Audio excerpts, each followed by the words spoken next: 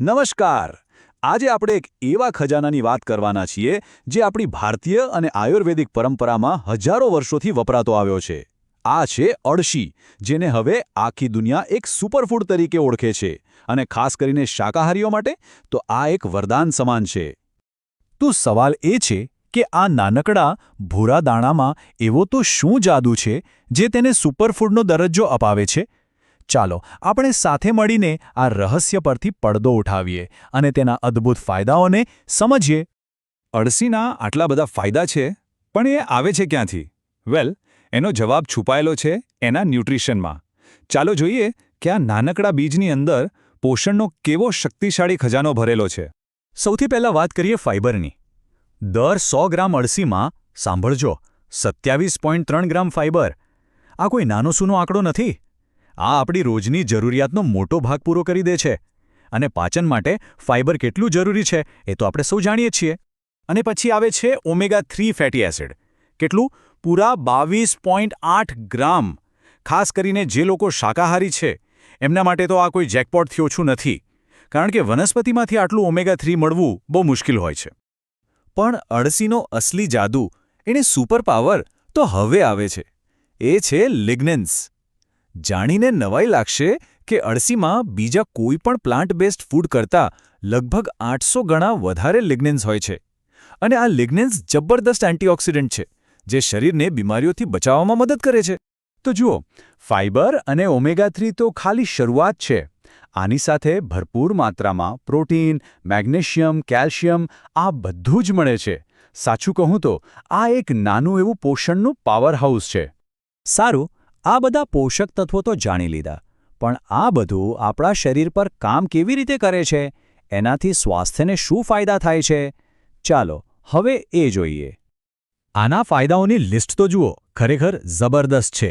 હાર્ટને healthy રાખવાથી લઈને વજન કંટ્રોલ કરવામાં મદદ કરે છે. એટલું જ નહીં, ડાયાબિટીસને મેનેજ કરવામાં અને કેન્સર સામે રક્ષણ આપવામાં પણ મદદરૂપ થઈ શકે છે. અને હા, સ્કિન અને વાળ માટે તો જાણે કોઈ ચમત્કાર જ છે. સાચે જ અળસી એક વરદાન જેવી જ છે. આજકાલ ઘણા લોકોને પાચનની તકલીફ રહેતી હોય છે, ખાસ કરીને કબજિયાતની. જો એવી કોઈ સમસ્યા હોય તો અળસી એકદમ રામબાણ ઇલાજ સાબિત થઈ શકે છે. પણ પાચનમાં એ આટલી અસરકારક કેમ છે? એનું રહસ્ય છે એમાં રહેલા 2 પ્રકારના ફાઇબરમાં.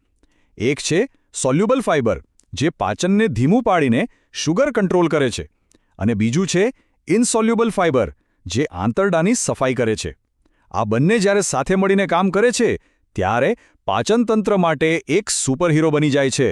ઓકે, હવે સૌથી ઇમ્પોર્ટન્ટ વાત પર આવીએ. ઘણા લોકો અળસી ખાય તો છે, પણ ફરિયાદ કરે છે કે એમને કોઈ ફાયદો નથી થતો. કેમ? કારણ કે બની શકે છે કે તેઓ તેને ખાવાની સાચી રીત જ નથી જાણતા.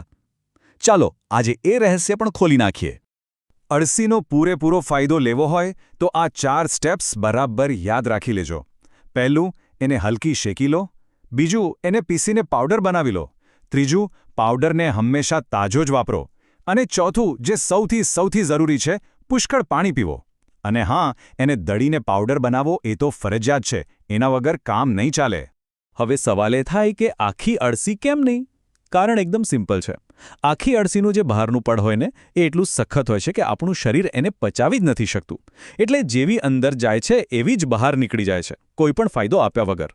પણ જેવી તમે એને દળી નાખો, એનો બધો પોષણનો ખજાનો શરીર માટે ખુલી જાય છે. પણ એક મિનિટ, કોઈ પણ વસ્તુ ગમે તેટલી સારી કેમ ન હોય, એનો મતલબ એ નથી કે આપણે એને ગમે તેમ ખાઈ શકીએ. અળસી જેટલી ફાયદાકારક છે એટલી જ સાવચેતી રાખવી પણ જરૂરી છે. તો ચાલો હવે એના પર પણ એક નજર નાખી લઈએ. સૌથી પહેલી અને જરૂરી સલાહ, ધીમે ધીમે શરૂઆત કરો. જો કોઈ એલર્જી જેવું લાગે તો ધ્યાન આપો. જે મહિલાઓ ગર્ભવતી છે અથવા જે લોકો લોહી પાતળું કરવાની દવા લઈ રહ્યા છે, એમણે ડૉક્ટરને પૂછ્યા વગર ચાલુ ન કરવી જોઈએ. અને હા, ફરીથી કહું છું, પાણી પૂરતું પીવું ખૂબ જ જરૂરી છે. નહીંતર ફાયદાની જગ્યાએ નુકસાન થઈ શકે છે. તો પછી આ બધી વાત પછી સવાલ એ થાય કે રોજની કેટલી અળસી ખાવી જોઈએ? ચાલો એનો જવાબ પણ જાણી લઈએ.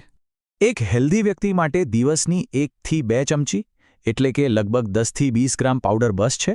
અને હંમેશા ઓછી માત્રાથી શરૂઆત કરવી એ જ સૌથી સારો રસ્તો છે. તો આખી વાતનો સાર એ છે કે રોજની માત્ર 1 ચમચી અળસી, હા બસ 1 ચમચી, એને આપણા ડાયટમાં ઉમેરવાથી સ્વાસ્થ્યમાં એક ચમત્કારિક ફેરફાર લાવી શકાય છે. આખા વિશ્લેષણનો જે નિચોડ છે એ આ એક વાક્યમાં છે અને એને બરાબર યાદ રાખી લેજો. હંમેશા શેકીને, પાવડર બનાવીને અને પુષ્કળ પાણી સાથે જ લો. બસ આ એક નાનકડો નિયમ પાળવાથી સ્વાસ્થ્ય સુધારવાની દિશામાં એક મોટું અને શક્તિશાળી પગલું ભરી શકાય છે.